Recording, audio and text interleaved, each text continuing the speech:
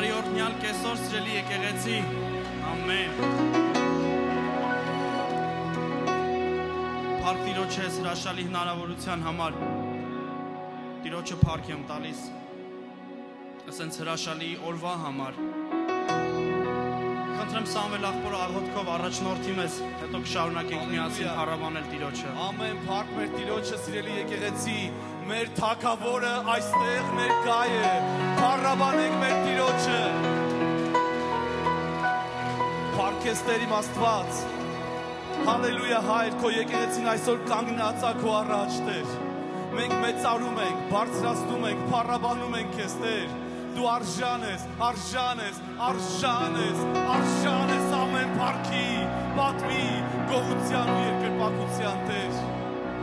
Հայր ջան, շնորհակալ ենք քո սիրո ու քո բարության համար, շնորհակալ ենք քո ողորմությունների համար եւ ամենակարևորը շնորհակալ ենք քո որդու Հիսուս Քրիստոսի սուրբ արյան համար, որի միջոցով կանգնում ենք այստեղ Տեր։ Շնորհակալ ենք փրկության համար Տեր, շնորհակալ ենք շնորհքի համար Տեր, շնորհակալ ենք որ վերստին ծնունդ պարգևեցիր մեզ, շնորհակալ ենք Տեր։ Շնորհակալ ենք որ մինչև այս վայրկյանը պահեցիր մեզ, պաշտպանեցիր ու հավաքեցիր այսօր քո տան մեջ Տեր, շնորհակալ ենք։ Հայր, շնորհակալ ենք քեզանից, որ մենք այսօր ունենք այս հնարավորությունը երգելու, երկրպագելու։ Մեր Աստված, թող մեր հոգու աչքերը բացվեն, թող երկրպագության մեջ երկինքը բացված տեսնենք, թող այս վայրը, այս հասցեն իրապես դառնա քո գահը Տեր, որի առաջ մենք կանգնած քեզ կպաշտենք, որտեղ դու դրան արժան ես, դու ավելին ես արժան Տեր, փառք քեզ իմ Աստված, թող որ մեր ժողովրդի սրտերը լցվի ուրախության Տեր, թող երկնքից ուրախության եւ փառաբանության, երջանկության հեղեղներ գան ու լցվեն մեր սրտերը Տեր, որ հակառակ բոլոր այն իրավիճակների, որից մենք եկել ենք, կարողանանք այսօր մի բան բոլոր իրավիճակները դուրս թողնել եւ այստեղ կանգնել քո առաջ, երկրպագելու, մեծարելու քեզ Տեր, եւ թող այդ փառաբանության ժամանակ չարի բոլոր ծրագրերը քանդված լինեն Հիսուսի անունով, Հիսուս Քրիստոսի անունով։ Մենք մեծարում ենք քեզ, Արքա Հիսուս, բոլորի սրտերը խոնարհում են քո առջև, մենք մեծարում ենք քեզ, Արքա Հիսուս, միակ Տերը դու ես, ամենակար, մենք մեծարում միասին երգենք, Արքա Հիսուս, միակ Տեր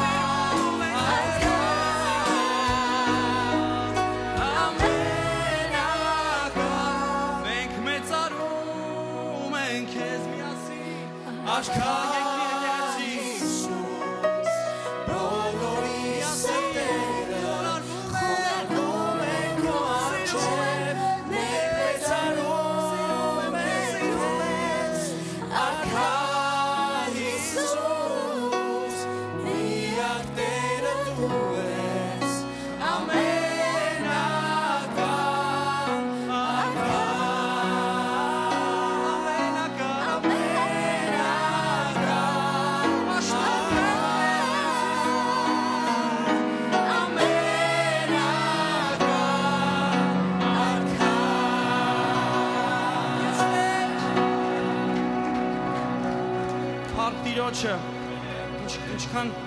Ինչ հրաշալի ներկայություն կար, ամեն։ Պատրաստ եք շարունակենք։ Եկիր Տիրոջը մի նոր է, եկիր Տիրոջ ամբողջ երկիր, եկիր Տիրոջ հաղթությունը, Հիսուս հաղթեց մեր դիմումահին, եկիր Տիրոջը մի նոր է, եկիր Տիրոջ ամբողջ երկիր, եկիր Տիրոջ հաղթությունը, Հիսուս հաղթեց մեր դիմումահին, միասին մեր Աստված հրաշալի է, մեծ փառքով փառավորված, մեր Աստված հրաշալի է, մեծ փառքով փառավորված, ուրությամբ կանչի դու Տիրոջը, զինա արժան է օգնանքի,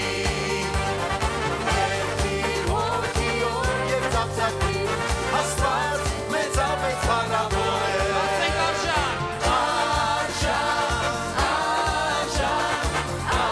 արժան է օգնանքի, հալելույա, Աստված մեծապես փառավոր է, արժան է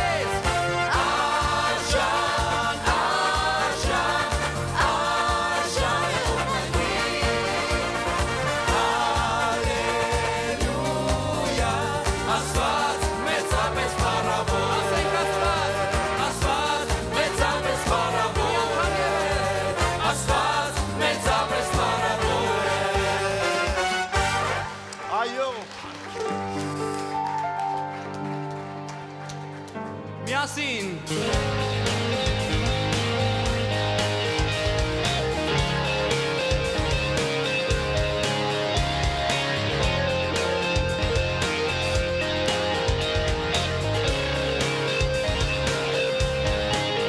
Մեղքի կապանքը, անհետ փշրողը, մեզ ման անհարի, սիրողը, փառքի արքան է, և Տերը տերերի։ Մի անգամից ասենք նորից։ Անհետ փշրողը, և մեզ համարի, սիրողը, փառքի արքան է, և Տերը տերերի։ Ասենք Տիրոջը։ ինչ մեծ է շնորհքը քո, ես էլ է քո համար, Ապիշս վերցնելով, Աղաչը բարձրացավ, Սուկատը ծոհեցի, որ ես լինեմ ազատ, ես շնորհակալ եմ ամեն բանի համար, Բարձրացրու քո ձայնը։ Ասա Հիսուս սիրում է քեզ։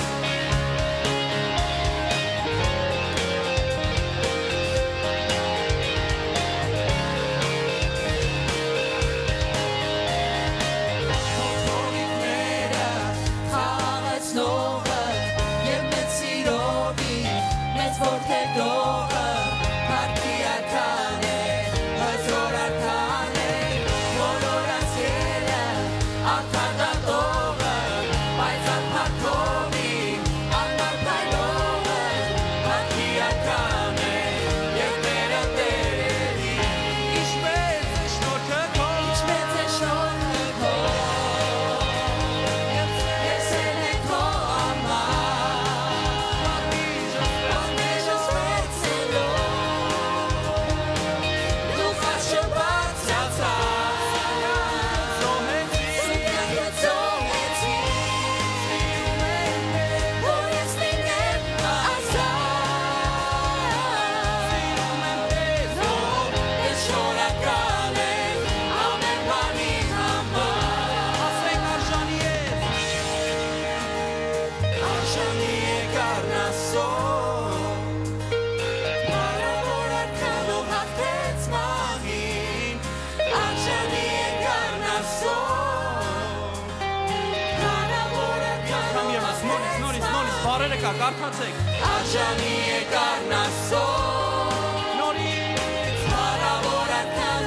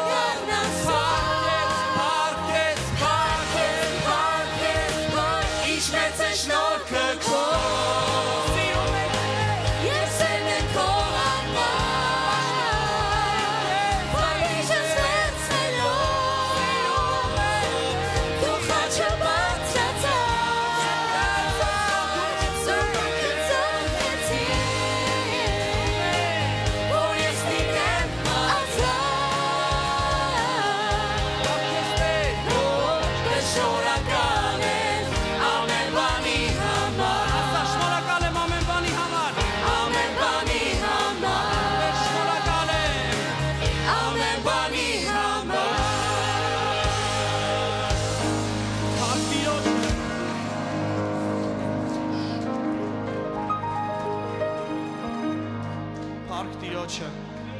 ինչքան հրաշալի Աստված ունենք, ինչքան փառավոր Աստված ունենք։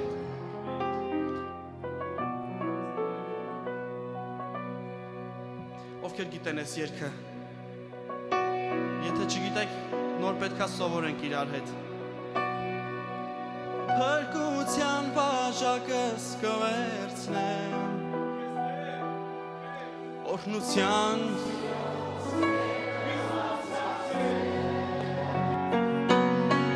Սուրտաճանիդ մեջ քեզ սաղմոսներ կերքեմ,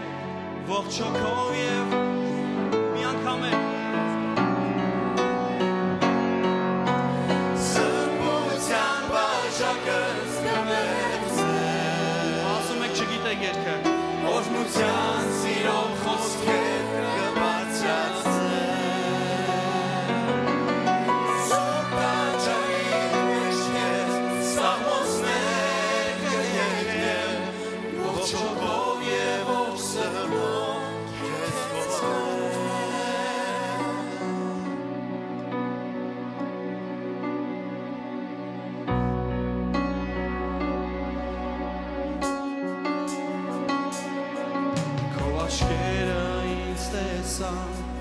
Քո հայացքը ինձ գտավ, քո սուրբ ձեռքը մեջ հանեց ընկածից Ասունքներս մաքրեցին, վերքերից դարմանդրին Աջրովդ ինձ հավեց սրբեցին Ասենք քո աչքերը Հիսուս Քո աչքերը ինձ տեսան Քո հայացքը ինձ գտավ Քո սուրբ ձեռքը մեր հանեց ընկածին Ասունքներս մաքրեցին, վերքերից դարմանդրին Աջրովդ ինձ հավեց սրբեցին Փրկության բաժակս կվերցնեմ Օրհնության սիրով խոսքեր կբարձրացնեմ Սուրբ աչքերի մեջ քեզ սաղմոսներ կերքեմ Ողջ հոգով և ողջ սրտով քեզ կօրհնեմ Փրկության բաժակս կվերցնեմ Օրհնության սիրով խոսքեր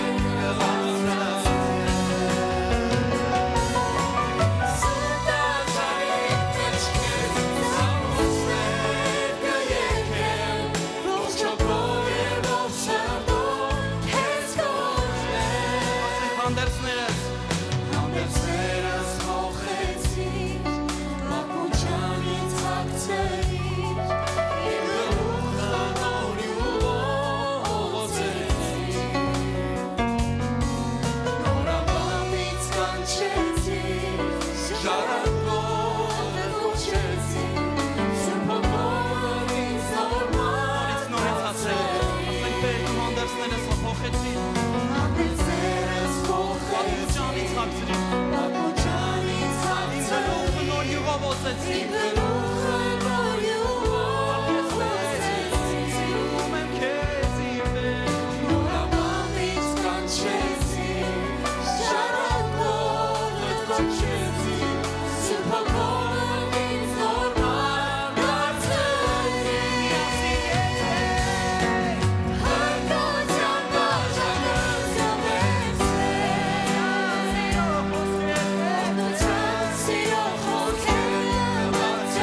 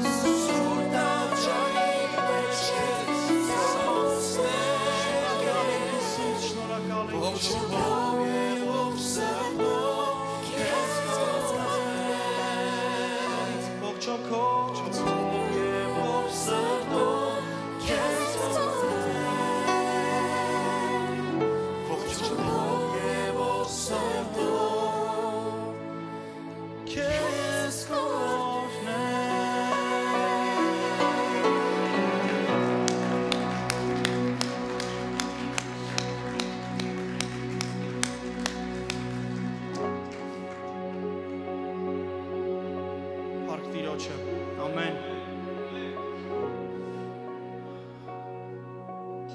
Այս մոտակա ժամանակներս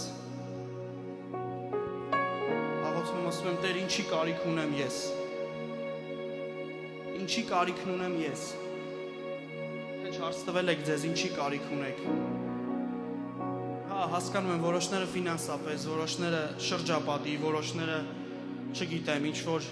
մատերիալիստիկ, ինչ-որ բաների, բայց չէ, ես դրանց այդ նկատի չունեի, երբ որ Աստծուն հարցնում էի, ինչի կարիքն ունեմ, Տեր, ես։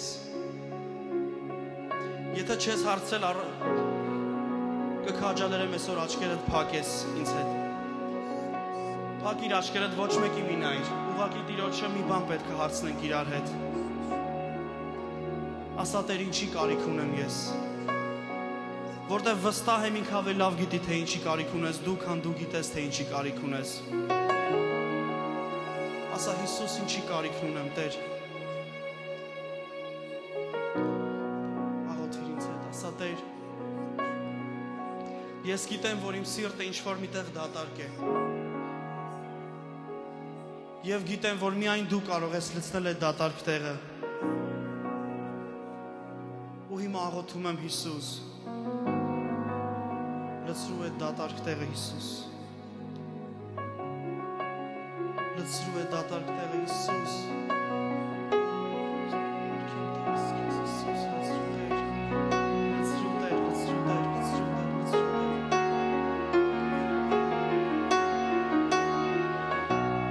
Սիրելիս, ես վստահեցնում եմ, որ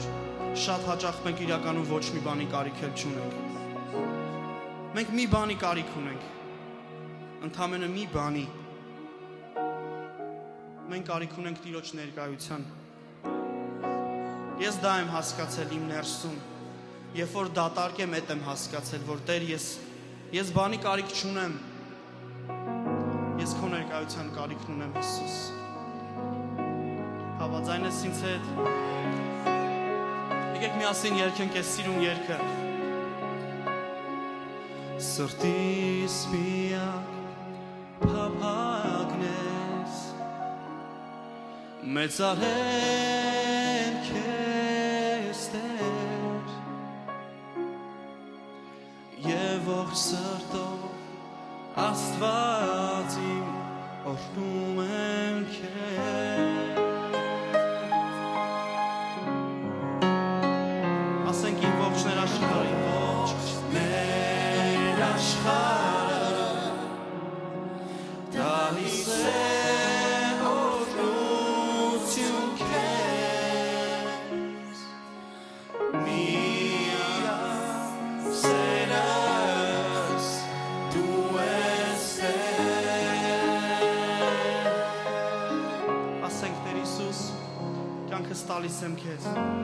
կյանքս քեզ եմ տալիս, Քեզ անձնվում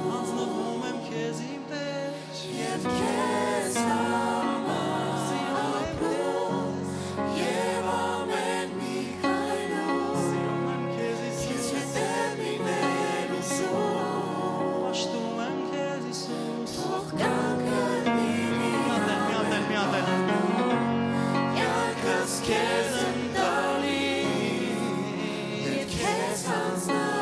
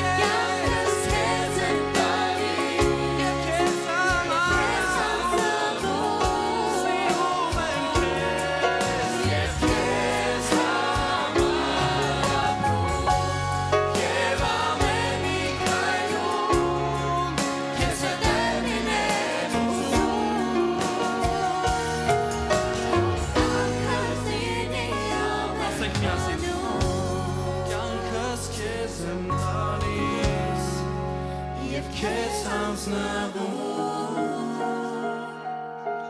Եվ քեզ համար Միասին երկենք, միասին Եվ ամեն մի քայլում Քեզ հետև Քեզ հետև լինել ուզում Քեզ հետև լինել Թող Միատեն, միատեն, միատեն Կյանքս քեզ եմ տալիս Մի երկի ուղղակի աղոթքով Եվ ասա, քեզ տալիս եմ հանձնվում Կյանքս տալիս եմ քեզ ու քեզ եմ հանձնվում Հիսուս Եվ քեզ համար Քեզ համար եմ միայն ապրում Տեր Եվ ամեն մի քայլում Քեզ հետև լինել Քեզ հետև լինել ուզում Կյանքդ լինի Ասենք Տեր Հիսուս Կյանքս քոնն է Քեզ եմ հանձնել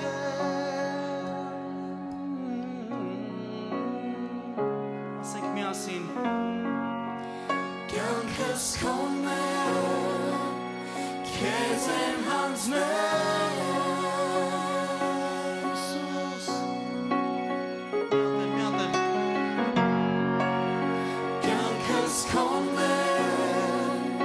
Քեզ եմ հանձնել Սիրում եմ քեզ, սիրում եմ քեզ, սիրում եմ քեզ Կյանքս քոնն է Քեզ եմ հանձնել Միասին ասենք Տեր Կյանքս տալիս եմ քեզ Հիսուս Կյանքս քեզ եմ տալիս Քեզ հանձնվում Եվ քեզ համար Քեզ համար ապրում Եվ ամեն մի քայլում Սիրում եմ քեզ Քեզ հետև լինել ուզում Թող կյանքդ լինի ամեն բանում Թող կամքդ լինի ամեն բանում Թող կյանքդ լինի ամեն բանում Ինչքան հրաշալի ես ու Տեր Թող կյանքդ լինի ամեն բանում Սիրում եմ քեզ Հիսուս, սիրում եմ քեզ Հիսուս Ամեն, ամեն, ամեն Փառք մեր Տիրոջը Հրաշալի է փառաբանել Տիրոջը, ամեն Հալելույա Ամեն Սիրտս լիքն է ուրախությամբ Ես ավելի ջերմ կուզենայի ծափտայ Տիրոջը եւ երիտասարդներին Ամեն Տերը օրհնի ձեզ, սիրելիներ, Տերը օրհնի բոլոր երիտասարդներին։ Թող որ ձեր կյանքը, ձեր ուժը, ձեր եռանդը Տիրոջը ծառայի։ Երիտասարդներ ջան, չափսոսակ եւ ոչ մի վարքյան, րոպե, եթե դուք մեղքից կամ որևէ Աստծուն անհաճելի բաներից հրաժարվել եք ու Աստծուն եք նվիրվել, չափսոսակ։ Արժի ամբողջ էությամբ նվիրվել Տիրոջը։ Արժի ինքը արժանա դրան։ Ամեն։ Ապրեք։ Չգիտեմ, բեմ հետո ինձ կթողեն թե չէ, բայց ուզում ասեմ ձեր ցավը տանեմ, ապրեք, երիտասարդներ, ապրեք։ Տիրոջը շատ սիրեք։ Տեր օրհնի ձեզ սիրելի եկեղեցի, ինչի համար ենք այսօր հավաքվել կամ ես այսօր ինչի համար եմ ստեղ արդեն բոլորովին պիտի մոռանայի, բայց չեմ մոռացել։ Ես այստեղ այն հրաշալի բանի մասին պիտի խոսեմ, որը կոչվում է զոհաբերություն կամ տասանորդ կամ ընծա, սրանցից ամեն մեկը ունի իր իմաստը եւ դրանք իրար չեն լղոզվում, չեն խառնվում եւ ես դրա մասին խոսելուց առաջ ուզում եմ այսօր կարդալ մի խոսք առաջի ներողություն երկրորդ Թագավորաց 7-րդ գլուխ 1-ից 2 խոսքն է հետեւյալ կերպ եւ երբ Թագավորը սա Դավիթ Թագավորի մասին է եւ երբ Թագավորը բնակվեց իր տանը եւ Տերը նրան հանգստացրեց իր շրջակայքի բոլոր թշնամիներից Թագավորը Նաթան մարգարեին ասաց ահա ես բնակվում եմ Եղևնափայտի տան մեջ իսկ Աստծո տապանակը գտնվում է վրանում եւ այսպես պատմագրական փոքրիկ մի ակնարկ կհիշեք Դավիթ թագավորը ով էր գիտեմ վստահ եմ բոլորդ գիտեք կամ էլ թե չէ մեծամասնությունը գիտեք դա հրյաների երկրորդ թագավորն էր առաջինը դա ով էր կհիշեք Սավուղը ապրեք Սավուղ թագավորից հետո երկար պայքարներ ալինում նախ Սավուղ թագավորի ժամանակ երբ որ Դավիթը միշտ հալածում էր իր կողմից էլ վրեն նիզակ էր շպրտում էլ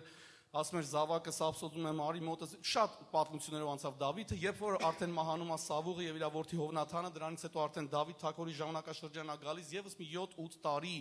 դեռ փղշտացների հարցերն ա լուծում, ամեն ինչը իր տեղն է դնում, ու sense ոնց որ ով, այսինքն մի հատ հանգստանալու պահ է գալիս, ու ասում եմ, երբ որ թագավորը բնակվեց իր տանը եւ Տերը նրան հանգստացրեց իր բոլոր թշնամիներից, ու մեկ էլ իր մտքի մեջ անցավ ու արագ կանչեց մարգարեին Նաթանին, ասում է, ես բնակվում եմ լավ տան մեջ, տեղը տեղին, ամեն ինչը, տանիքը կա, էյսին կա, չգիտեմ, վերջը, ամեն բան հարմար է,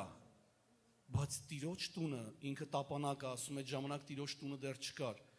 Աստծո տապանակն էլ գիտեք ինչի խորհրդապատկերներ, շատ չմտածենք, հենց Աստծո ներկայության խորհրդապատկերներ, ասում եմ վրանի մեջ է բնակվում եւ այսպես նախորդ Կիրակի կամ նախորդ անգամ որ ես խոսեցի կհիշեք Անգե Մարգարեի հանդիմանությունն է խոսում, ուզում եմ կարճ մի հատ հիշացնեմ Անգե Մարգարեություն երկրորդ գլուխն էր կամ առաջի գլուխը լավ չեմ հիշում, բայց հստակ մի բան էր ասում, որ այս ժողովուրդը ասում է, որ ժամանակը չի Աստծո տան մասին մտածել, Աստծո տան շինարարության, ու հետո հանդիմանական մի խոսք ասում է, իսկ ժամանակն է, որ դուք արդեն ձեղունազարդ փայտի, ձեղունազարդ տան մեջ եք, տների մեջ եք ապրում։ Այդ դրա ժամանակն է, բայց էլ Աստծո տունը շինարարության ժամանակը չի, եւ այսպես սիրելիներ,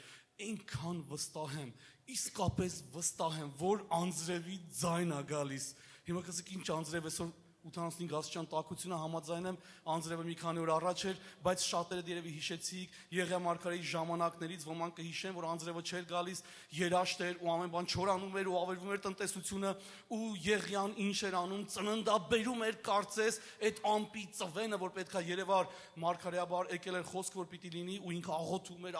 օգնականն ասում էր գնա մի հատ տես հերվում, ինչ ես տեսնում, վերջապես գալիս ասում որ ամպի ծվեն եմ տեսնում, եւ այդ ամպի ծվենը հետո գալիս ու մի ամբողջ հորդառատ անձրևի վերածվում, սա իհարկե փոխաբերական իմաստով եմ ես ասում, ես հավատում եմ, որ հորդառատ անձրևներ մեր եկեղեցու վրա պիտի տեղի ունենան, պիտի տեղան, ամեն, եւ այդ հորդառատ անձրևները որ տեղի ունենան,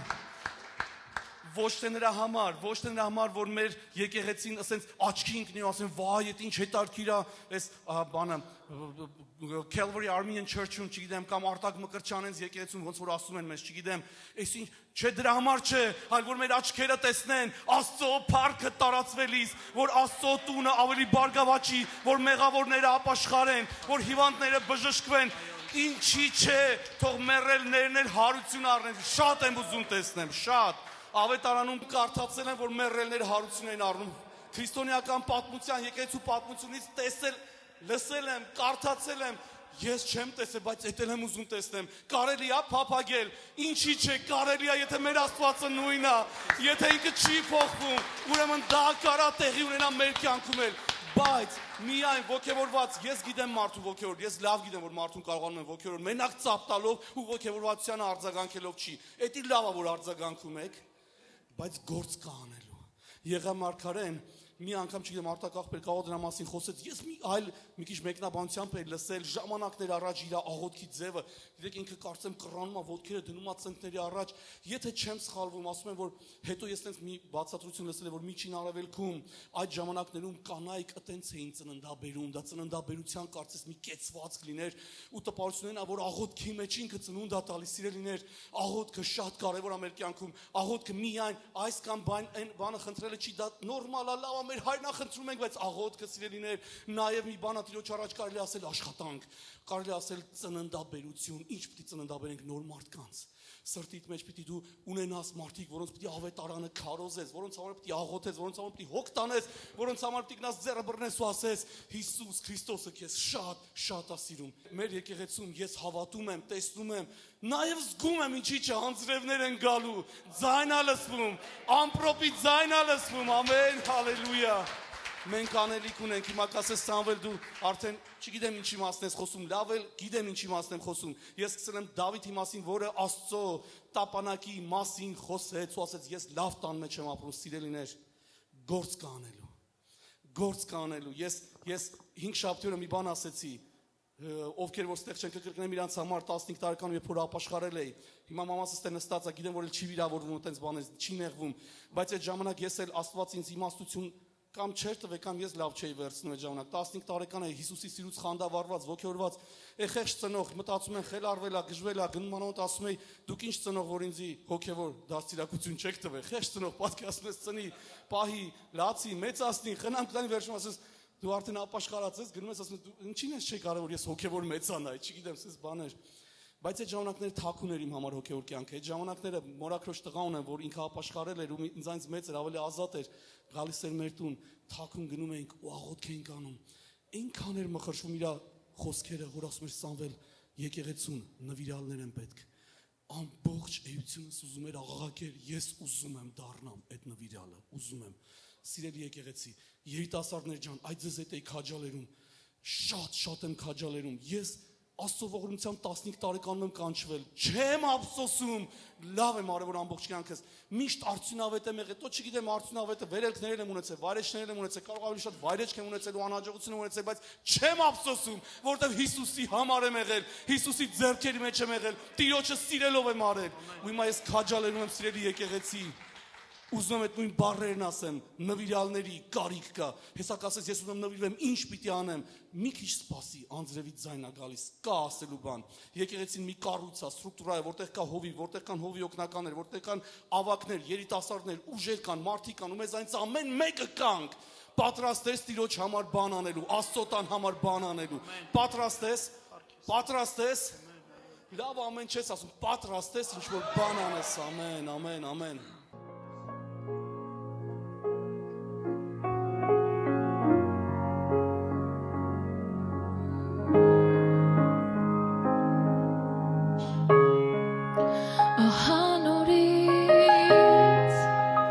Ձեռքերիդ մեջ է ամբողջը իմ դեր քոն է հոգիստը իմ քո հոգու մեջ է ողջ կյանքը իմ քոն է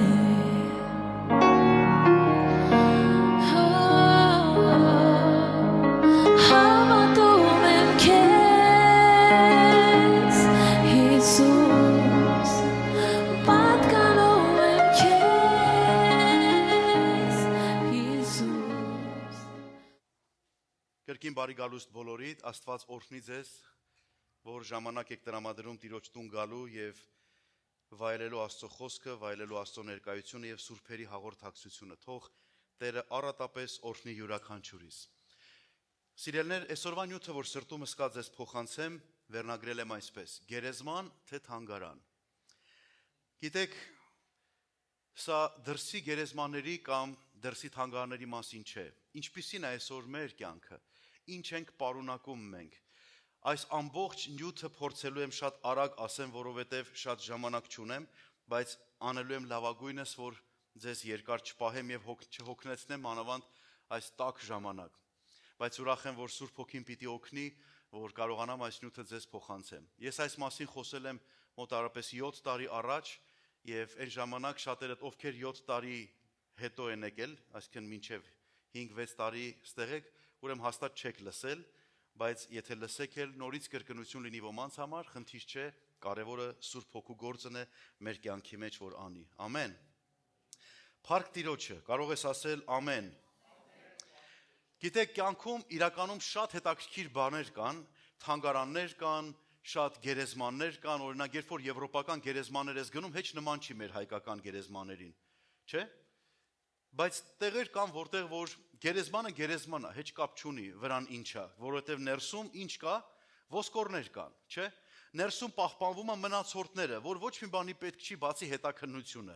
Երբեմն ոսկորները մարդիկ տարբեր կերպերով հետազոտություններ են անում, կարողանում են հասակ ճանաչել, էս անել, այն անել, վերջը հիշել պատմությունը, այն առաջվա ինչ են եղել մարդիկ։ Բայց գիտեք, այստեղ երկու պատկեր եմ դրել,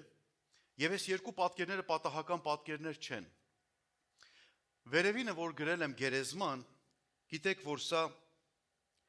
Իսպանիայի ամենասարսափելի տասնյակի մեջ մտնող գերեզմաններից մեկն է, որի անունն է Մումիաների թանգարան։ Սրանք իսկական մարդիկ են, որոնց պահպանել են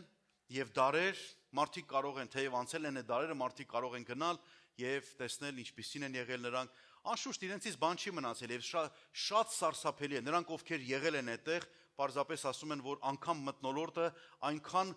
ահավոր ճնշող է, որ երկար անգամ չես կարող մնալ, որտեվ ամեն բան հիշեցնում է մահ եւ ոչ մի կյանքի նշույլ այդտեղ չկա։ Երկրորդը, սիրելիներ, մի հրաշալի թանգարան է, հին քաղաքակրթության թանգարանն է, որտեղ կա տարբեր ազգերի, տարբեր մշակույթի, քաղաքակրթության դետալներ, որոնք ցույց են տալիս շատ երկրների պրոգրեսը, ինչպես են իրանք աճել եւ ինչպես են իրանք կարողացել հասնել այս օրերին։ Ես երբ որ 2005 թվականին Անգլիայում էի եւ այնտեղ մի ծառայության շրջայց պիտի ունենայի, ես հիշում եմ, որ մեզ ասցին երկու կարևոր տեղ պիտի գնանք։ Առաջինը որոշեցին տանեն Մադամ Թուսո, գիտեք, չէ՞ Մադամ Թուսո, ովքեր են եղել, եղել եք։ Դա մի հրաշալի տեղ է, մտնում ես բոլորը մարդկանց ամեն ինչ մարդ այն հին ժամանակվա, հետո ճանաչված, վերջապես շատ հետաքրքիր մարդկանց արձաններն են, այնքան բնական, որ նայում ես, մտածում ես ինքն է։ Եվ երբ որ ես եկա կանգնեցի Հիտլերի արձանի մոտ, երկու բան սրտիս մեջ կարելի ասելու։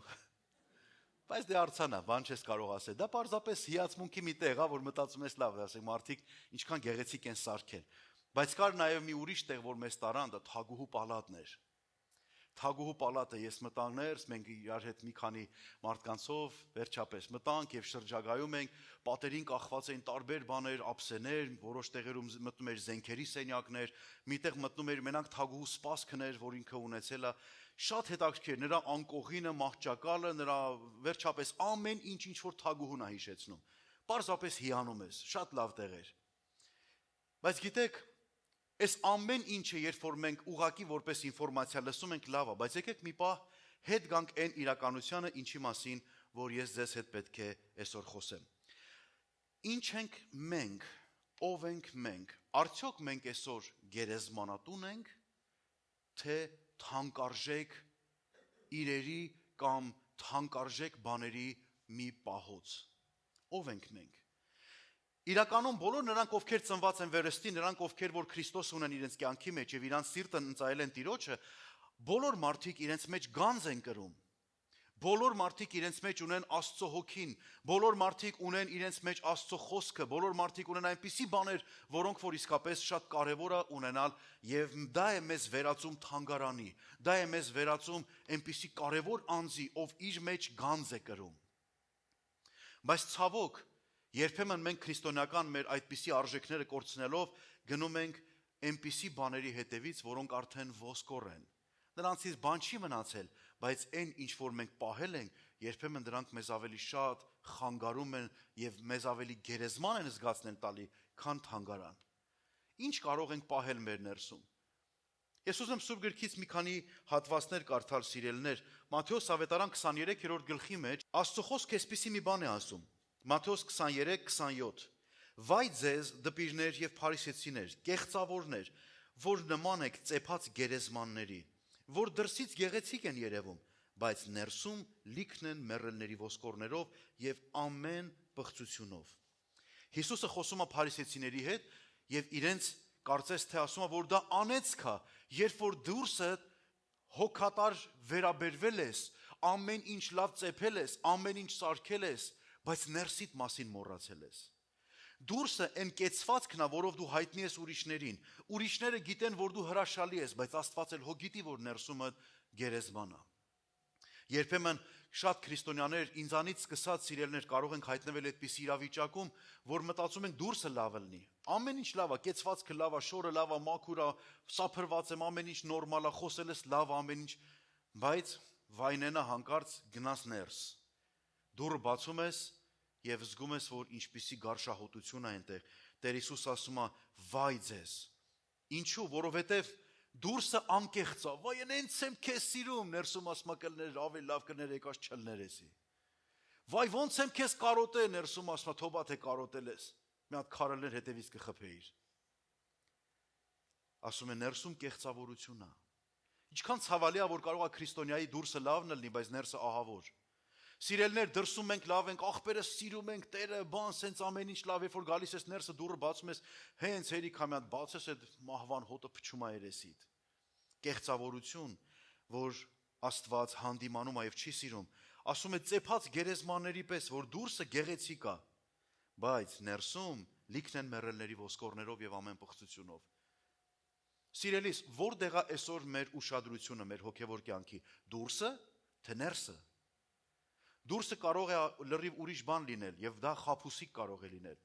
Դուք տեսել եք միլիոնատեր մարդկանց, որոնք շատ պարզ են հագնվում, ճիշտ եմ։ Եվ հիմնականում միլիոնատեր մարդիկ շատ պարզ են հագնվում։ Նրանք կարող են $6 թիշերտներ հագնել։ Բայց գիտեք, ասում են, որ Louis Vuitton-ը, չգիտեմ, Dolce & Gabbana-ն կամ որևէ ինչ որ բրենդներ կա, այդ բոլորը ստեղծված են աղքատների եւ միջին խավի համար, գիտեիք։ Որովհետև նրանք ձգտում են ցուցադրել, որ իրանք իրականում հարուստ են, բայց հարուստները, որոնք միլիարդատերներ են, մի հատ բարակ մի հատ մայկա են գցում իրանց հագը, թե նայես կասես կլնի տանեմ քեզ մի հատ շոր առնեմ, Dolce & Gabbana առնեմ։ Ոչ, ինքը կարող է, բայց չի ուզում։ Ինչի, որովհետև կարևորը ոչ թե դրսից ցույց տալն է մարդկանց դու ինչքան ես լավը, այլ ներսդ։ Մի 15 րոպե իրար հետ անկեղծ զրուցենք, երևա արդեն ներսը ինչ է կատարվում։ Գիտեք, փարիսեցիությունը կենտրոնացնում է դրսի վրա, արտաքինի վրա, բայց Հիսուսը ասեց, որ բաժակի եւ ափսեի ներսը մաքրեք, դուրսը մաքուր կլինի։ Հիսուսի ուղղությունը ներսն է, փարիսեցիությունը դուրսն է։ Ինչպիսին ենք մենք, մենք գերեզմանի ենք նման, թե թանգարան ենք մենք։ Ինչ ես կրում քո մեջ, դա որոշում է, թե դու իրականում ով ես։ Սաղմոս 5-րդ գլխում, սիրելներ, մի հետաքրքիր համար կա, որ ուզում եմ ձեզ համար կարդալ։ Ասում է այսպես. որովհետև դու անօրենության հաճություն տվող Աստված չես, եւ չարը չի բնակվում քեզ մոտ։ Ամբարտավանները չեն կարող քո աչքերի առաջ մնալ։ Դու ատում ես բոլոր անօրենություն գործողներին, դու կկորցնես սուտ խոսողներին, Տերը արյուն թափող եւ նենգավոր մարդից զզվում է, որովհետեւ նրանց բերանում ճշմարտություն չկա, նրանց ներսը չարությունով լիքն է, նրանց կոկորդը բաց գերեզման է եւ իրենց լեզվով նենգություն են անում։ Ահա ինչպիսին է այն մարդը, որին Աստված չի ընդունում։ Մարդ, որ ներսում ամեն տեսակ խառնաշփոթ կա, ամեն ինչից կա։ Ինչից խոսես ինքը կասի հա, ինչից խոսես կասի գիտեմ, բայց երբ որ գալիս է կոնկրետ ժամանակը, կոնկրետ բանի համար, նրանք չկան։ Եվ ասում է անօրենությունը թաքնված է իրանց սրտի մեջ, եւ ասում է դու ատում ես այդպիսիների, որոնք ստությամբ են ապրում։ Ուրեմն դուրսը լավ պահել, ներսը վատ պահել եւ ցույց տալ, որ ամեն ինչ լավ է, սա հաճելի բան չէ Տիրոջը։ Հռոմեացիներին ուղված նամակի մեջ Պողոս առաքյալը պիտի այսպիսի հետաքրքիր խոսքեր ասեր։ Ինչպես որ գրված է, թե արդար չկա եւ մեկն էլ չկա, չկա իմացող, չկա Աստծուն խնդրող, ամենքը խոտորվեցին եւ միասին անպիտան եղան, չկա բարություն անող, մինչեւ մեկն էլ չկա։ Նրանց կոկորդը բաց գերեզման է եւ իրենց լեզուներով նենգություն են անում, իժերի թույն կա նրանց շրթունքների տակ, որոնց բերանը անեծքով եւ դառնությունով լիքն է, որոնց ոտքերը շուտագնաց են արյուն թափելու, կործանում եւ թշվառություն է նրանց ճանապարհների մեջ։ Խաղաղության ճանապարհը չճանաչեցին, Աստծո երկյուղն էլ չկա նրանց աչքերի առաջին։ Ինչ անում են, ասում են լավ են կարես, քիչ ենք էլ վախենում։ Ահա ինչպիսին է մարդկային բնույթը։ Արդար չկա, մեկն էլ չկա։ Ամենքը մեղ գործեցին, Աստծո փառքից ընկան։ Չի կարող մեկը ասել, որ գիտես, ես այս բաներից չունեմ։ Երբ որ գնաս հայլու առաջ կանգնես, կտեսնես առաջի մարդուն, հենց առաջի հանդիպակաց մարդուն, ով այդպիսի բաներ ունի, պարզապես պետք է ժամանակը հասնի, որ դրսևորվի։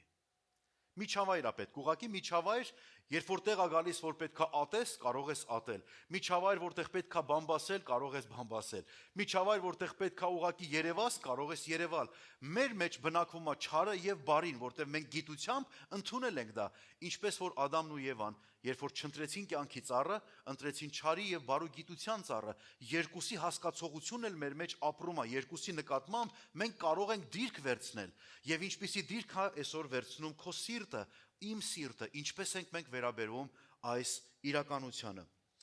Մեր հոգևոր աճը անմիջականորեն կապված է մեր ներսի պարունակությունից։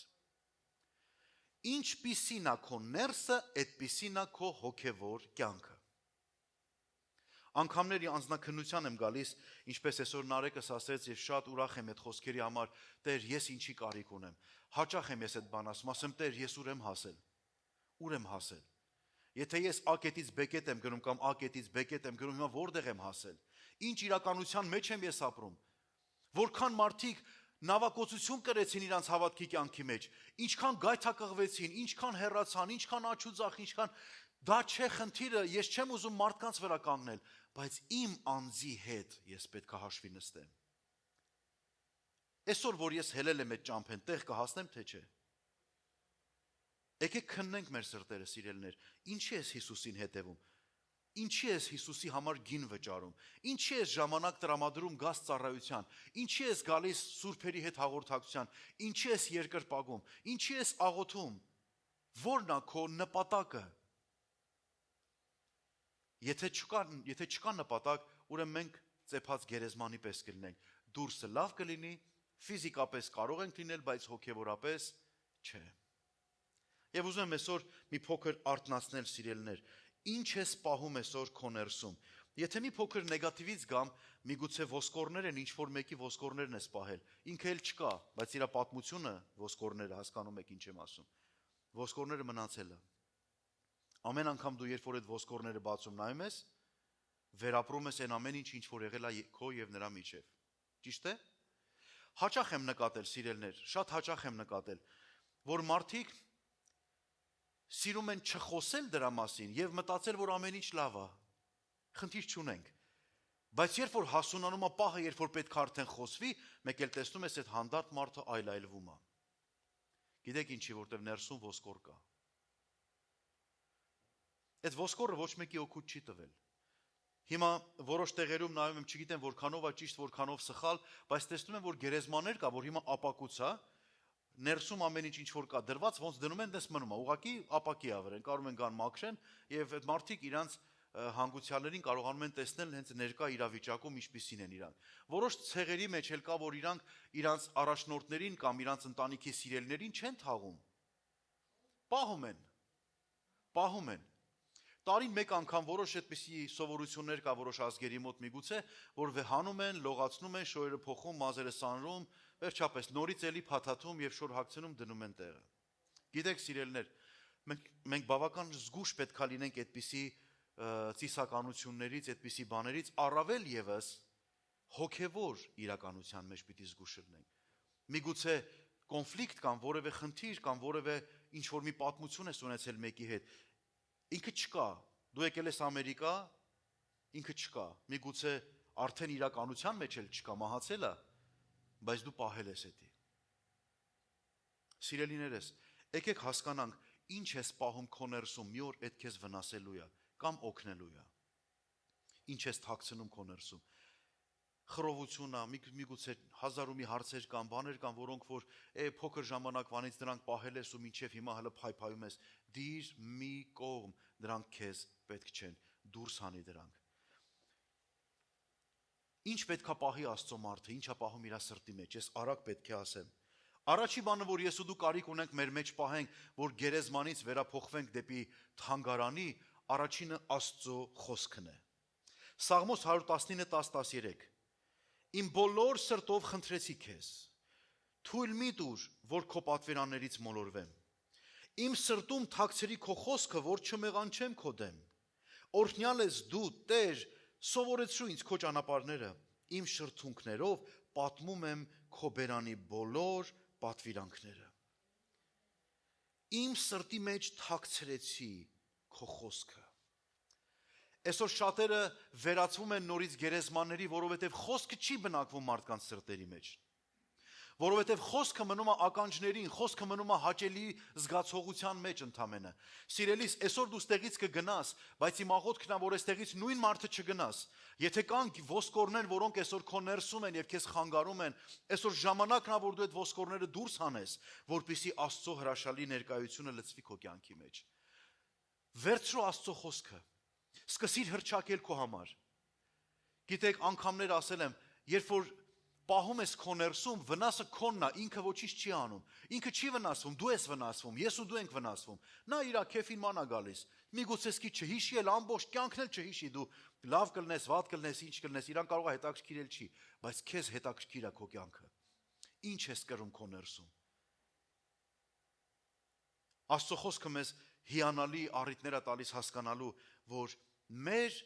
խոստումները, մեր օրհնությունները թաքնված են խոսքի մեջ։ Եթե դու խոսքը չունես, եթե դու Աստվածաշունչը չունես քո կյանքի մեջ, կգա մի օր, որ սով կլինի քեզ համար, կլնես մի վիճակի մեջ, կմտածես, բա հիմա Աստծո ո՞ր խոսքն է գործում իմ կյանքում։ Գիտեք, որ ցանկացած իրավիճակում ինչ որ մի խոսք կատարվում է մեր կյանքում։ Չկա մի վիճակ, որի մեջ դու լինես հիմա, հենց այս պայն, որ դու նստած ես, ինչ որ մի հատ խոսք է կատարվում քո համար։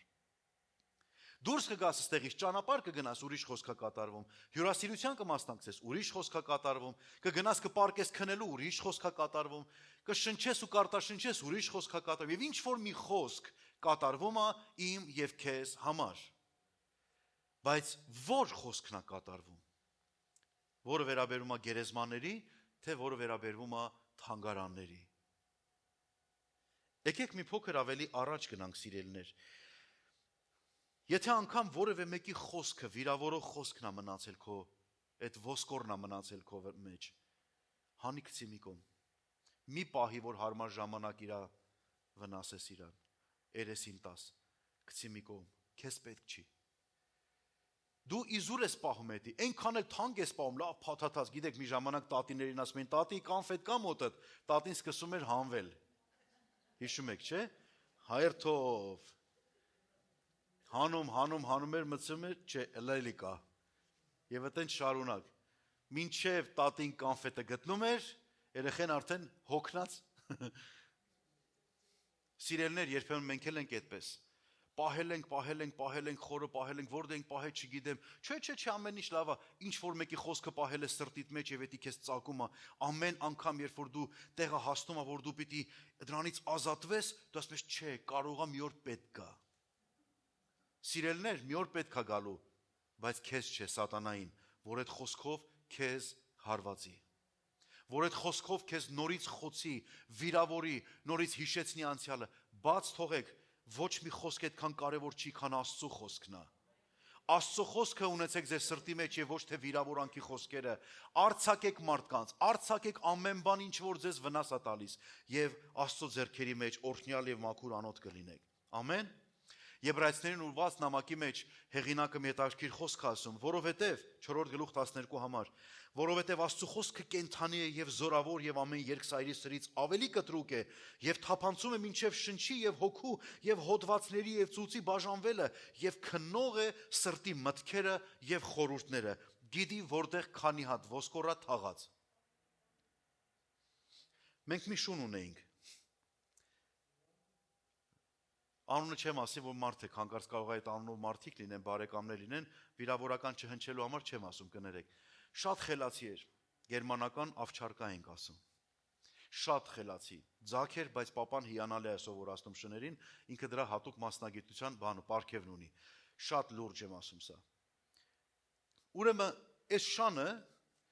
ամեն անգամ որ գալիս ենք, նախ փոքր ժամանակ ոսկոր չենք տալի։ Ատամը չջարդվի, 1000 մի բան կար, ասում ենք դե փոքր է։ Եթե մի քիչ համեմատաբար տանեմ, համեմատականով տանեմ, դե իր ամոթ չարժի հələ խոսալ բան, չէ՞։ Մեկ էլ անցնում մի որոշ ժամանակ կամաց սկսում ենք ինչ անել, այդ ոսկորից իրան էլ տալ։ Ինչ որ մեկի մոտ խոսում ենք, կամաց թեմա ենք խոսում, որ մի ժամանակ չենք խոսում, իրան էլ ենք վնասում, չէ՞։ Գիտեք ինչ հետաքրքիր բան տեղի ունեցավ։ Մի օր այ մարդ էս շանը ինչ տալիս ենք, մենք գնում ենք տուն, հետ են գալիս, տեսնում ենք չկա, սրբել է, տարել է։ Երբ որ շունը սատկեց, մենք հաուստուն էր եւ հետեւի մասը շինարական մաս ունենք, որ գործ էինք անում այդտեղ, շունը ազատ շարժ ուներ, գնում էր այդտեղ։ Երբ որ շունը սատկեց, ասենք լավ, շինարարություն քանի սատկել է, նոր շուն չենք բերել, շինարարությունը շարունակենք։ Շինարարությունը շարունակում ենք, ավազն ենք մաքրում, տեսնենք ամեն մի հատ այդ կներեք լապատկեն խփել հանելուց, մի քանի հատ ոսկորա դուրս գալի միջից։ Այս շունը չէր կերել։ Լրիվ տարեպահել էր, նեղորվա համար։ Երևի թե մոռացել էր, որտեղ ինչա թաղել։ Սիրելներս, Գիտեք, որ եթե կենթանական աշխարհի մեջ կա բնազդ եւ իրանք կարողանում են ինչ-որ բան տանել, պահել, ինչ-որ չգիտես ինչի համար, ում համար, ինքը մենակ շուն է։ Կներեք համեմատությունս շատ սխալ ձևով եմ տանում, բայց հասկանալու համար եմ ասում։ Մենք մարդ ենք եւ իզուր ենք որևէ ոսկոր թաքցնում։ Դրանք էլ առաջվա համու հոտն էլ չեն ունենա, էլ առաջվա ջուրն էլ մեջը չի լինի, պահել ենք եւ այդ ներսում փչացնում է դա մեզ։ Աստծո խոսքն ասում է, Աստծո խոսքը մտնում է մինչև այն ամենախորը տեղերը, որպեսզի հայտնաբերի եւ քեզ ցույց տա ինչ ոսկորներ կա։ Եթե Աստված այսօր կպնում է քեզ, եթե հանկարծ մի հատ ծակոց ես զգում, մի հատ բան ես զգում, ճիշտ տեղին է խփել ուրեմն։ Եթե զգում եմ որոշներից ժպտում եք, ծիծաղում եք, միգուցե որոշներից հետ արցունք է գալի աչքներից հետ, ինչ որ դառնություն եք վերապրում, սիրելիս, խնդրում եմ Սուրբ Հոգուն եւ դու էլ խնդրի, որ հենց այս ժամանակ, այս ընթացքում Տերը վիրահատի քեզ։ Եթե այդ ոսկորն էստեղ է, որ հնարավոր չի ինքը իրան դուրս գա, ասա Տեր, խնդրում եմ վիրահատի ինձ։ Հենց հիմա այս ընթացքում ինձ մաքրի։ Երկրորդ Կորինթացիներին Պողոս առաքյալը 3-րդ գլուխ 3-րդ համարի մեջ այսպիսի խոսք է ասում. Դուք հայտնի եք, թե Քրիստոսի թուղթն եք մեր ծառայությունով եղած եւ գրված ոչ թե թանակով, այլ կենթանի Աստծո հոգով, ոչ թե քարե տախտակների վրա, այլ սրտի մարմնեղեն տախտակների վրա։ Որոշ թարգմանության մեջ ասում է դուք բաց նամակներ եք կարդացված աշխարհից։ Դուք բաց նամակ եք, մի բան, որ Աստված գրել է քո մեջ, ուզում է դա լինի քո պարունակությունը։ Դա լինի քո մեջ։ Աստված քեզ ասել է դու ինչ անես։ Երբեմն մենք ականջներս փակում ենք, անում ենք այն, ինչ որ մենք ուզում ենք։ Այդ ոսկորներն ենք պահում։ Տերն ասում է հանի էդի, դա քեզ պետք չի։ Եթե դու այդ ոսկորները թափած լինեիր մի կողմ, հիմա դու շատ ավելի առաջ գնացած կլինեիր։ Մեկ ուրիշ բան, որ ես ու դու պետք է պահենք մեր սրտերի մեջ, սիրելներ, դա Քրիստոսի մարմինն է, Աստծո եկեղեցին, Աստծո զավակները։ Ֆիլիպեցիներ 1 գլուխ 3-ից 7 համարները։ Գոհանում եմ իմ Աստծուց ամեն ժամանակ, որ ձեզ հիշում եմ, որ ամեն ժամանակ իմ ամեն աղաչանքների մեջ ամենքիդ համար աղոթք եմ անում ուրախությունով, ձեր ավետարանի հաղորդ լինելու համար այն առաջի օրից մինչև հիմա, եւ հաստատ համոզված եմ սրան, թե նա, որ ձեզանում սկսեց այս բարի գործը կկատարի մինչև Հիսուս Քրիստոսի օրը։ Ինչպես որ պետք է ինձ մտածել այս բանը ձեր ամենքի համար, որովհետև ձեզ իմ սրտի մեջ ունեմ, իմ կապանքների մեջ եւ ավետարանի ջատագովության եւ հաստատության ժամանակ, որ դուք ամենքդ ինձ հետ շնորհքին հաղորդ լինեք։ Ֆիլիպեի եկեղեցուն Պողոս առաքյալը բանտից նամակ է գրում, թեև ես կապանքի մեջ եմ, թեև սահմանափակության մեջ եմ, բայց չեմ դադարում ձեզ կրել իմ ներսում, որովհետև դուք իմ թեման եք աղոթքի, որովհետև ես ձեզանով եմ ամեն օր շնչում եմ, ապրում եմ ձեր հոգսերով, ձեր մտածումներով, այսպիսին էր առաքյալի խոսքը։ Ինչ ես կրում, ունես քո քրոջը եղբորը քո սրտի մեջ, թե չէ։ Հեշտ է հանել, փոկել գցել մի կողմ, շատ հեշտ է։ Ամենահեշտ բանը փչացնելն է, ամենահեշտ բանը քանդելն է, ամենահեշտ բանը կործանելն է, բայց սարքելը ամենադժվար բանն է։ Համաձայն եք ինձ հետ։ Ուրեմն սիրելներ, սկսեք հարաբերությունները սարքել եւ ոչ թե քանդել, ստեղծել եւ ոչ թե փչացնել։ Ունեցեք Աստծո եկեղեցին ձեր սրտի մեջ, որովհետև նա, ով Աստծո եկեղեցին չունի իր սրտի մեջ, նա Քրիստոսինը չէ։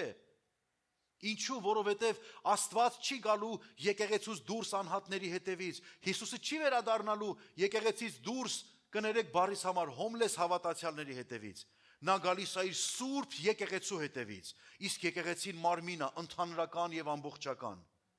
Եվ նա վերադառնում է իր թագավորական գահի մոտ բարձրացնելու իր սեփական եկեղեցին, որի մասնիկը այսօր ես եւ դու ենք։ Ամեն։ Կրում ես քո ներսում քո եղբորը, քո քրոջը։ Եթե ոչ, ուրեմն վտանգված ենք։ Եկեք կրենք իրար մեր սրտի մեջ։ Երբ որ աղոթքի հարց կա, գիտեք, ես անկեղծ եմ ասում, ես ինձ համար եմ ասում։ Երբեմն այդ բանի մասին մտածում եմ, ասում, գիտեք, համոզում ես, խնդրում ես, աղաչում ես, արեք եկեղեցի, եկեք, այս կողմ, այն կողմ, չէ, եկեք միասին պաշտենք, փառավորենք Տիրոջը, դու իմ համար աղոթես, ես շատ կարիք ունեմ, որ իմ համար աղոթես, մարդիկ շատ մատերի արանքով են նայում։ Խնդրում եմ ինձ ուշադիր լսեք եւ լավ հասկացեք ինչ եմ ասում։ Եթե վաղը չեմ ուսոր իմ թաղումը լինի, 100% գալու են։ 100%-ով այդ մարդիկ գալու են իմ թաղմանը։ Բայց որ կանչում ես իրար հետ պաշտելու, իրար հետ ապրելու չեն ուզում։ Մի քիչ չէ, բավական մեռելասեր, մեռելապաշտ ժողովուրդ ենք, չէ՞։ Խոսքն էլ հո ունենք, Պառավացից 4-րդ գլուխ 8-րդ խոսք։ Գնա մեռի, արի սիրեմ։ Չկա տես բան, բայց ես ուղակի հումորով եմ ասում սա։ Կրում ես արդյոք եկեղեցին քո սրտի մեջ։ Արդյոք Հիսուսի մարմինը քո համար մի տեղ է, որտեղ դու կպած ես եւ այդտեղից կյանքը եւ ամեն բանը քեզ է հոսում։ Փիլիմոնի նամակի մեջ այսպիսի հետաքրքիր խոսք կա, սիրելներս։ Աղաչում եմ քեզ, իմ որդու համար, որին ծնեցի իմ կապանքներում, այսինքն Վոնեսիմոսի համար, որ մի ժամանակ անպիտան էր քեզ, բայց հիմա քեզ եւ ինձ պիտանի է, նրան ուղարկեցի քեզ մոտ, դու էլ դրան, որ իմ սրտի կտորն է, ընդունիր։ Իմ սրտի կտորն է, ընդունիր։ Առաքյալը կարող էր այսպիսի համարձակություն ունենալ։ Իրան ընդունիր հանուն ինձ, այսպես էր ուզում ասել։ Եթե դու ինձ ընդունում ես, հանուն ինձ ընդունիր այսինչին։ Եթե մեկին Աստված ընդունում է, ես ու դու ով ենք, որ ասենք չէ։ Ով ենք մենք, որ իրավունք ունենանք մեկի վախտի ու ճակատագրի կյանքի վրա ինչ որ անբարեհաճ բաներ խոսենք։ Ղևտացիների 19-րդ գլուխ 7-րդ համարը մի հետաքրքիր խոսք է, սիրելներ, եւ ասում է այսպես 19-17-ը. Քո եղբորը սրտումդ չատես, քո դրացուն անպատճառ կհանդիմանես, որ նրա համար մեղք չգործես կամ մեղք չկրես։ Սրտիդ մեջ չատես իրան։ Դրացին մի մտածեք ձեր դրսի հարևաններն են, կողքի հարևանը։ Չէ, այ հիմա ովքեր որ քո կողքն են, դրանք քո դրացիներն են։ Քո քույրն ու եղբայրը, որը անմիջապես ապրում է հենց քո հարևանությամբ, հենց քո կողքը, որ դու նստած ես։ Մեկ ուրիշ բան, որ ես ու դու պետք է պահենք, սիրելներ, դա կենթանի Աստծուն է, որ պետք է պահենք մեր սրտերի մեջ։ Ունենալ Աստծուն սրտի մեջ։ Առաջի Պետրոս 3-րդ գլուխ 15 համարը մեզ այսպես է ասում Պետրոս առաքյալը իր առաջին թղթի մեջ. Այլ Տեր Աստծուն ձեր սրտի մեջ սուրբ պահեք եւ միշտ պատրաստ եղեք հեզությամբ, երկյուղացությամբ պատասխան տալու ամեն մեկին, որ ձեր մեջ եղած հույսի համար պատճառը կհարցնեն։ Աստծուն սուրբ պահի, որ երբ որ մեկ ասի աղբեր, էս ոնց հալնում որ դու սենց ես, ասես որտեվ Աստված կա իմ սրտի մեջ։ Դրա համար եմ ես այդպես։ Ամեն։ Ես մի պատմություն եմ ուզում պատմել, նկարագրել Սուրբ գրքից եւ սրանով պիտի ավարտեմ։ Երկրորդ Թագավորաց 21-րդ գլխի մեջ մենք մի հետաքրքիր պատմություն ենք տեսնում, դուք կարող եք ամբողջական պատմությունը գնալ եւ կարդալ այդ գլուխը 21-րդ գլխում։ Աստծո խոսքը սկսում է այսպես, հենց առաջի խոսքից. եւ Դավիթի օրերում սով եղավ 3 տարի իրար հետևից։ Հələ գոնե մի քիչ մեջը բան ունենար, վերականգնվելու ժամանակ ունենար, դուք պատկերացնում եք 3 անգամ սով եղավ, 3 անգամն էլ մեկը մյուսին հաջորդելով եւ ժամանակ չկար վերականգնվելու, պահեստավորելու, ցանելու, հնձելու, սով։ Եվ Դավիթ ասեց, սա պատահական բան չի կարող լինի։ Ինչն է պատճառը, որ իմ կյանքի մեջ, իմ ժամանակների մեջ, որ ես Աստծո մարդ եմ, սով է եկել եւ դադար չունի այս սովը։ Հո ինքը չէր իմանում այդ սովը 4-րդ անգամ կկրկնվի, թե չէ 3-ն էր։ Չէ, նա գիտեր, որ սովը չի վերջացել։ Եվ սովի վրա սով էր, այսինքն ի՞նչ է նշանակում սովի վրա սով, նշանակում է սովը չվերջացավ այնքան ժամանակ, որ ցանելու հունցքի ժամանակն էլ անցավ, եկավ մյուս տարվա սովը, էլի ցանքս եւ հունց չեղավ, նորից գնաց, եւ Դավիթն ասեց չի կարող ասես պատահական բան լինի։ Այսօր միգուցե մենք էլ այդ հարցան, ինչի է այս բանը լինում։ Ինչի է այս սովը լինում, ինչի է այս անհաճելի բանը իմ հետ կատարվում ու չի վերջանում։ Մի բան ճիշտ չի, մի բան տեղում չի։ Ես չգիտեմ Սուրբ Հոգին ինչ կաշխատի հիմա քո մտքի վրա, քո կյանքի պատմության մեջ, բայց թույլ տուր քեզ ուղիղ ասեմ, ինչ որ գրված է այստեղ։ Թագավորը կանչում է, Դավիթը կանչում է Գաբավոնացիներին, եւ ասում է Դավիթը խնդրեց Տիրոջ երեսը եւ Տերը ասեց նրան. Սա Սավուղի եւ նրա արյունահեղ տան պատճառով է, որ Գաբավոնացիներին կոտորեց։ Պատճառը ով էր? Սավուղը։ Անտեղի գնաց եւ Գաբավոնացիներին սպանեց։ Ուզում էր բնաջինջ աներ։ Իրա պատճառով է, որ մեկի մեղքը ազդում է նաեւ մյուսների կյանքում։ Ինչու? Որովհետեւ Դավիթը իր սրտի մեջ Սավուղին դեռ կրում էր։ Ինչու? Որովհետև ասում էր, ես Տիրոջ օծյալի դեմ չեմ դուրս գա, անգամ նա շատ ահավոր սխալ էր, Սավուղը մի անաստված մեկն էր, Եվ գիտեք ինչպես ինքը դիվահարվեց, ինչպես մահացավ իր սրի վրա, իրան սպանեցին։ Եվ ինչ տեղի ունեցավ։ Դավիթն ասում է, ախր ես բան չեմ արել, որի պատճառով պիտի սենց լներ։ Ուրիշ առիթներով եղել է Դավիթ, երբ որ հաշվեց բանակը եւ դրա պատճառով 37,000 հոգի մարդ մահացավ, դա մեծ խնդիր էր, Դավիթն ասեց իմ պատճառով է ես, որտեվ ես սխալ արեցի Տիրոջ դեմ։ Եվ ինչ ենք, այս պարագան տեսնում ենք, որ Դավիթը մեղավոր չի, բայց չի ստացվում իր կյանքը։ Դավիթը Տերը իրան ասում է, որ սա քո խնդիրը չի, սա այն ոսկորների պատճառով է, որը դու կրում ես քո մեջ, Սավուղի ոսկորների պատճառով է, իսկ ով էր Սավուղը, ինչ էր արել, Գաբավոնացիներին սպանել էր։ Եվ ասում է, եւ թագավորը կանչեց Գաբավոնացիներին եւ ասեց նրանց, բայց այս բանը Իսրայելի որդիները, այս Գաբավոնացիները Իսրայելի որդիներից չեն, այլ ամորացիների մնացորդներ։ Եվ ասեց բանը, Իսրայելի որդիները նրանց երթում էին արել, որ չսպանեն։ Եվ ասում է, իսկ Սավուղը ուզում էր նրանց կոտորել Իսրայելի եւ Հուդայի որդկանց համար նախանձի պատճառով։ Ինքը հաջողվում է, ես ամեն ինչ կանեմ, որ իրանց վերացնեմ։ Ինքը առաջ է գնում, ես ամեն ինչ կանեմ, որ իրան դադար տամ։ Դավիթը հասկացավ, որ այստեղ անիրավություն է տեղի ունեցել։ Մեկի հետ դաշինք են կնքել, ձեռք են սեղմել, ասել մենք իրար չենք սպանի, հենց թեքվել են, հետևից Սավուղը սուրը մցրել է փորները։ Եվ ինչ ենք տեսնում, սիրելիներ, Դավիթը ասեց, որ ինչով պիտի քավեմ այս մեղքը, ինչ անեմ, մի բան կա, որ պիտի արվի։ Սիրելիներ, մի նստեք մտածեք, որ ինքը իրան կդզվի, չի դզվելու, չի ուղղվելու, չի անցնելու, մինչև դու լուրջ քայլեր չձեռնարկես։ Ինչ արեց Դավիթը։ Եվ նրանք ասեցին թագավորին, այն մարդը, որ մեզ ջարդեց, նրա համար մտածեց, որ բնաջինջ լինենք եւ չգտնվենք ամենևին Իսրայելի սահմաններում եւ Սավուղի Գաբավոնում Տիրոջ համար եւ թագավորը ասեց ինչ անեմ ասեցին 7 մարդ Սավուղի տնից դուր մեզ 7 մարդ Սավուղի տնից դուր մեզ որ մենք իրանց կախենք 7 մարդ Սավուղի տնից այդ ժամանակ արդեն Հովնաթանն էլ չկար բայց Հովնաթանի տղեն կար տկար մարմնով անդամալույց Դավիթը Հովնաթանի սիրո պատճառով Սավուղի թորին խնայեց ու չսպանեց պահեց Հովնաթանի սիրո պատճառով իր տան մեջ պատիվ տալով ասեց դու իմ սեղանից հաց կուտես միշտ բայց որոշեց որ տա ում աղախիներից Սավուղի աղախիներից ծնված երեխաներին լսեք թեկուզ մենք ֆիզիկական պատմություն ենք լսում այստեղ բայց կա շատ խորը հոգևոր իմաստ Սավուղից հետոները Սավուղից ծնվածները նորից անեցքի պատճառ են։ Այդ ոսկորից մնացածները նորից էլի խնդրի պատճառներ են լինում մեր կյանքի մեջ։ Որտեվ մի հատ ոսկոր ես տեսնում, մի հատ Սավուղ ես հիշում ես ամեն ինչ նրա հետ կապված, որը որ քեզ քո կյանքը փչացնում է։ Ինչ ենք տեսնում, ասեց 7 հոգի դուր, Դավիթն ասեց, օքեյ, ես կտամ։ 7 հոգի կտամ քեզ։ Եվ երբ որ 7 հոգուն կախեցին, գրված է, որ մայրը, այդ երեխաների մայրը գնացել նստել էր եւ լացում էր եւ թույլ չէր տալիս որ ցերեկը կենթանիները գան թրջունները գան եւ ոչ էլ գիշերը գիշատիչները գային ուտեն այդ մարմինները քշում էր իրանց քշում էր արդեն ամեն ինչ անցել արդեն ոսկորներն է մնացել էլ ինքը չի թողում ոչ ինքը նստել է ոսկորների կողքը կարծում հոգեվոր իմաստը բռնում եք չէ եւ Դավիթն ինչ եղավ իրան եկան ասցին որ sense բան է անում ինքը այդ կինը Դավիթը վեր կացավ Այա էր այդ կնոջ անունը։ Եվ Դավիթը գնաց եւ առավ Սավուղի ոսկորները եւ նրա որդի Հովնաթանի ոսկորները, Գաղադի, Հաբիսի բնակիչներից, որ Բեթսանի հրապարակից նրան գողացել էին,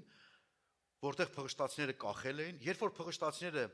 Գաբեի վրա Սավուղին զարկել էին այդ ժամանակ։ Եվ վեր առավ այնտեղից Սավուղի ոսկորները եւ նրա որդի Հովնաթանի ոսկորները, հավաքեցին այն կախվածների ոսկորներն էլ Եվ տարան եւ թաղեցին Սավուղի եւ նրա որդի Հովնաթանի ոսկորները Բենյամինի երկրում իրենց հայր Կիսի գերեզմանում Սելայի մեջ եւ արեցին այս ամենը ինչ որ թագավորը հրամայել էր լսեք ուշադիր եւ Աստված նրանից հետո ընդունեց երկրի համար եղած աղոթքը այս է պետք անել հավաքել ոսկորները դուրս հանել Քո միջավայրից հանիր, քո ընտանիքից խոսակցությունները դուրս հանիր։ քո մտքիցդ դուրս հանիր, քո վիրավորված զգացումներիցդ դուրս հանիր, որպեսզի Աստված լսի քո տան համար քո աղոթքը։ Ինչի չի բացվում օրհնությունը, որովհետև բաներ կա, որ մեզ կապում է, մենք խոսքերով բռնված ենք։ Միգուցե ծնողիդ խոսքն ա եղել, դու երբեք չես հաջողվի, դու սոված կմեռնես, առավոտից գիշեր աշխատում ես, սոված ես։ Ինչ անում ես խնդիր, ինչ անում ես պրոբլեմ, չի լուծվում ու չի լուծվում։ Օրհնության դռները չի բացվում։ Մի բան կա, որ ոսկորի պես մնացել է կոկորդիդ։ Հանի էդի։ Եթե դու չես կարողանում հանել, դժվար է քեզ, ասա Սուրբ Հոգի խնդրում եմ օգնի ինձ։ Տեր Հիսուս օգնի ինձ, որ ես կարողանամ այդ ոսկորը դուրս գցեմ։ Չեմ ուզում հետս տանեմ, որտեվ դա ինձ խանգարում է օրհնված կյանք ապրելուն։ Եվ վերջացնում եմ։ Դրանից հետո 4 տարբեր հսկաների կողմից պատերազմ եղավ Դավիթի տան վրա, Իսրայելի վրա։ 4 տարբեր թագավորություններ 4 տարբեր կողմերից հարձակվեցին Դավթի վրա, մինչև այդ Դավիթը տկար, պարտված, թալանվածի պես էր, սոված, գիտեք, որ ասում է սով կար, չէ, դրա մասին էի ասում։ Բայց ինչ եղավ։ Գրվածը 4-ին էլ Դավիթը խփեց։ Երբ որ առաջինի հետ պատերազմ արեցին, գիտեք ինչ տեղի ունեցավ։ Գրվածը որ Դավիթը հոգնեց։ Գիտեք մի տեղ է հասնում, որ դու հոգնում ես։ Խնդրում եմ ինձ ուշադիր լսի։ Դու այնքան ուժեղ չես, որ մինչև վերջ մնաս, դու հոգնում ես։ Դու կարիք ունես մարդկանց, որոնք որ քո կողքը կանգնեն քո պատերազմի համար։ Եվ ինչ տեղի ունեցավ այստեղ, ուզեմ ձեր համար կարդամ, սիրելներ։ Փղշտացիները տակավին պատերազմ ունեին Իսրայելի հետ, եւ Դավիթը իջավ եւ իր ծառաների հետ պատերազմեցին փղշտացիների հետ, եւ Դավիթը հոգնեց։ Եվ Եսբիբենոբը, որ Ռափայի որդիներից էր, նրա նիզակը 300 պղին սիկը ծանր էր, եւ ինքը նոր սուր էր կապել մեջքին եւ ուզում էր Դավիթին սպանել, բայց Շարուհյան Աբեսան նրան օգնեց, զարկեց փղշտացին ու սպանեց նրան։ Երբ որ դու հոգնես, քո կողքի ընկերը կարող է զարկի եւ սպանի նրան, ով ուզում է քեզ սպանի։ Լսում եք ինձ։ Եվ շարունակություն ինչ։ Այն ժամանակ Դավիթի մարդիկ եկան Դավիթին կանչեցին, ասին սենց չի լինի։ Երթում ենք անելու, այն ժամանակ կարելի էր։ Երթում արեցին, թե այլևս պիտի մեզ հետ պատերազմի դուրս չգաս, որ չհանգցնես Իսրայելի ճրագը, հալելույա։ Չգաս էլ դուրս, որ քեզ խփեցին, վերջացավ։ Սիրելի քույրս, եղբայրս, սիրելի տան հայր, սիրելի տան մայր, սիրելի ավակ, զգուշ եղի, շատ զգուշ եղի։ Եթե սատանան քեզ խփեց, տունը տանելու է։ Եթե հասցրեց քեզ հիասթափության հոգևոր կյանքի նկատմամբ, տունդ քանդելու է։ Եթե քեզ եկեղեցուց կտրեց, գերեզմանատուն է սարքելու։ Եթե հասցրեց քեզ հիասթափության այն կարգի, որ դու հոգևոր բաներով հետաքրքրված չլնես, իմացի դա կլինի պատմության վերջը։ 4 պատերազմներ Դավիթի թագավորության վրա, տարբեր հսկաներ, դրանցից մեկի համար նկարագրվում է, որ 24 մատ ուներ, ամեն ձեռքին եւ ոտքերին 6 մատ ուներ, հսկաներ էին, հարձակվեցին Դավիթի տան վրա։ Գիտեք ինչ է ասում 22 համարը 21 գլխի։ Այս 4-ը ծնվել էին Գեթում Ռափայից եւ սպանվեցին Դավիթի ձեռքով եւ Դավիթի ծառաների ձեռքով։ Թող բոլոր թշնամիները սպանվեն թե քո եւ քո եղբայրների ձեռքով։ Եվ դու հաջողվես եւ օրհնված լինես քո կյանքի մեջ։ Ամեն։ Ահա ինչ տեղի ունեցավ։ Հռոմեացիների 8-րդ գլուխ 31 համարը վերջին համարը պիտի լինի, ապա ինչ ասենք այս բաների համար։ Եթե Աստված մեր կողմն է, ով է մեզ հակառակ։ Եթե Աստված մեր կողմն է, եթե Աստված իմ մեջ է, ես Աստծո թանգարանն եմ, գանձարանն եմ։ Ես գերեզմանատուն չեմ, դամբարան չեմ։ Իմ մեջ հնություններ կան, ոսկորներ չեն պահվում։ Իմ մեջ Աստծո գերազանց թանկարժեք ապրանքներն են։ Ամեն մի քարը, ամեն մի անոթը, ամեն մի գործիքը, որ Աստված դրել է իմ ու քո մեջ, ես ու դու դառնում ենք նրա համար որպես գանձարաններ, թանգարաններ։ Եթե դու հայտնաբերեցիր քեզ սրա մեջ, ուզեմ մի պահ խոնարհենք մեր գլուխները, սիրելիներս։ Խոնարհիր քո գլուխը եւ Աստծո ներկայության մեջ մտածիր այս խոսքերի մասին։ Արդյոք թաքցրած ոսկորներ ունես։ Դրանք, ինչպես որ ասեցի, միգուցե դրանք անցյալի որոշ դեպքեր են, միգուցե որոշ մարդկանց խոսքեր են, անգամ ծնողի, քրոջ, եղբոր, վիրավորանքի, ինչ որ անեծքի խոսքեր, մարդիկ կան մեկը մյուսին, քրիստոնյաները անիծում են։ Գիտեք, Աստծո խոսքը ասում է, որ ինչ որ ցանես, դա ես հնձելու։ Եթե ոսկորը պահես, ոսկորա բերելու։ Ինչ ոսկոր կա սրտիդ մեջ։ Եթե զգում ես ներսը թլը գերեզմանա, այսօր լավ առիթ ունես Տիրոջ առաջ կանգնելու ասելու Տեր, ուզում եմ այս գերեզմանատունը փոխվի գանձարանի։ Ուզում եմ այսօր իմ կյանքը փոխվի, ուզում եմ այսօր իմ ապրումները փոխվեն, իմ վերաբերմունքը, իմ ապրելակերպը փոխվի։ Ես չեմ ուզում իմ ներսում մեռելի ոսկոր կրեմ, չեմ ուզում անցյալի մնացորդներ կրեմ։ Դրանք ինձ պետք չեն, դրանք ինձ օգուտ չեն, ինձ օգուտ ես դու, ինձ օգուտ է քո խոսքը, ինձ օգուտ է քո մարմինը Քրիստոսի, եկեղեցին, ինձ օգուտ է կենդանի Աստվածը, որին կրում եմ իմ սրտի, իմ հոգու մեջ, իմ սրտի մեջ Աստծուն սուրբ եմ պահում։ Տեր, աղոթում եմ, որ այս պահը օրհնես մեզ։ Աղոթում եմ, որ հիմա Տեր, քո Սուրբ Հոգին հիմա խոսի մեր սրտերի մեջ։ Ինչ ոսկորներ կան, որ մնացել են մեր մեջ։ Ինչ խոսակցություններ կան։ Ինչ անպատիվ զրույցներ կան։ Ինչ վիրավորանք, ինչ ցավացրած խոսքեր, թե մեր ժամանակվանից եւ թե շատ ավելի առաջվանից։ Տեր, հանիր մեր միջից։ Տեր, մաքրիր մեզ։ Թող մենք լինենք քեզ համար պարծանքի անոթներ, գովեստի անոթներ եւ ոչ թե անարգանքի։ Տեր, ուզում ենք, որ Դավիթի նման ամեն տեսակ թաղած ոսկորները հանենք։ Ամեն տեսակ անցյալը, ամեն տեսակ պատմությունը, որոնք որ ինչ որ կերպ ազդում են մեր կյանքի վրա։ Ես աղոթում եմ, Տեր, որ քո ժողովրդից դուրս գնա դրանք։ Աղոթում եմ Սուրբ Հոգի, որ դու գործես մեր մեջ հիմա։ Սուրբ Հոգի, շարունակիր մեր մեջ, շարունակիր քո ազդեցությունը, շարունակիր քո ներգործությունը տարածել մեր մեջ։ Մեր միտքը կենտրոնացրու, Տեր, այդ բաների վրա, որոնք որ մեր կյանքի մեջ թաղել են, խորը պահել ենք, ինչ որ մի լավ օրվա համար ապացուցելու, որ մենք ճիշտ էինք։ Տեր, մենք գիտենք, եթե դու չես համոզվելու, որ մենք ճիշտ ենք, մարդիկ սենց թենենց չեն էլ համոզվելու։ Դրա համար խնդրում եմ, թող քո արդարությունը լինի մեր մեջ, ոչ թե մեր արդարությունը։ Թող քո սրբությունը լինի մեզ համար առաջնայինը, ոչ թե մեր սրբությունը։ Շնորհակալ եմ քեզ։ Աղոթում եմ, Տեր, բժշկիր մեր կոտրած սիրտը, բժշկիր մեր հիվանդ միտքը, բժշկիր մեր ներսում բորբոքված հոգին, խաղաղություն եւ բժշկություն արձակիր։ Տեր, թող քո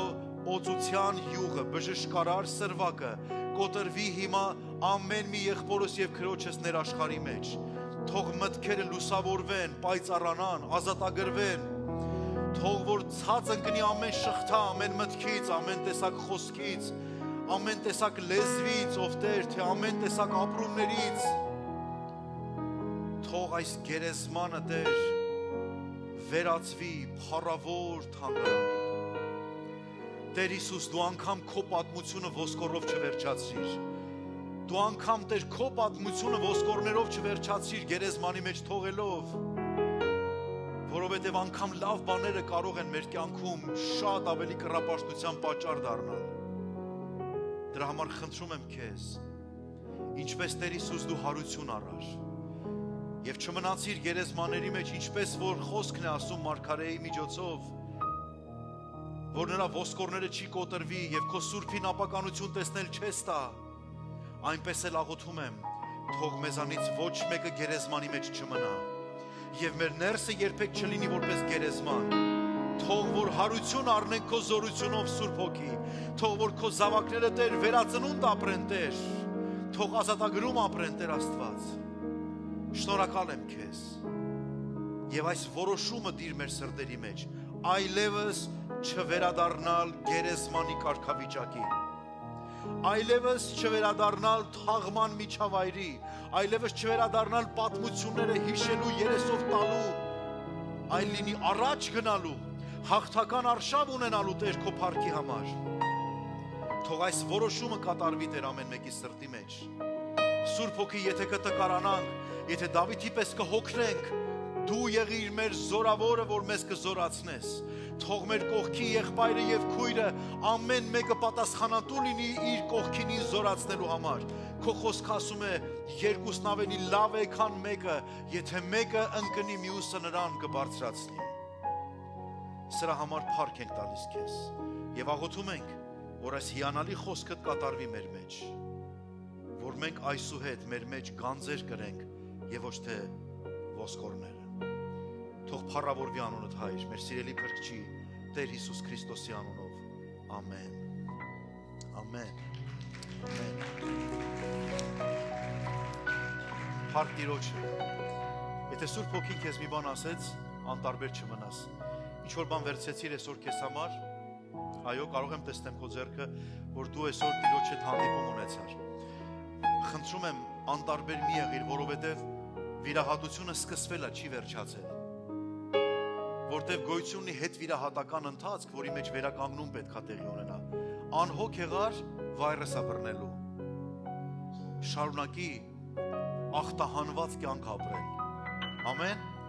Թող Աստված օրհնի ձեզ, եկեք կանգնենք Տիրոջ ներկայության մեջ։ Թող Տերը օրհնի ձեզ, թող Տերը պահի ձեզ, իր երեսը փայլեցնի ձեզ վրա, թող Տերը ողորմի ձեզ եւ օրհնի ամեն տեսակ օրհնություններով յուրաքանչյուրիս կյանքը, թող Հայր Աստծո սերը, Հիսուս Քրիստոսի շնորհքը եւ Սուրբ Հոգու հիասքանչ հաղորդակցությունը բոլորիս հետ լինի։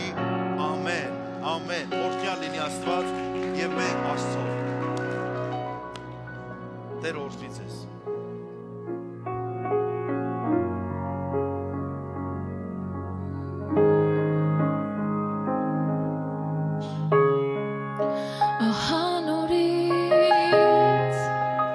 Ձեռքերիդ մեջ է ամբողջը իմ, Տեր քո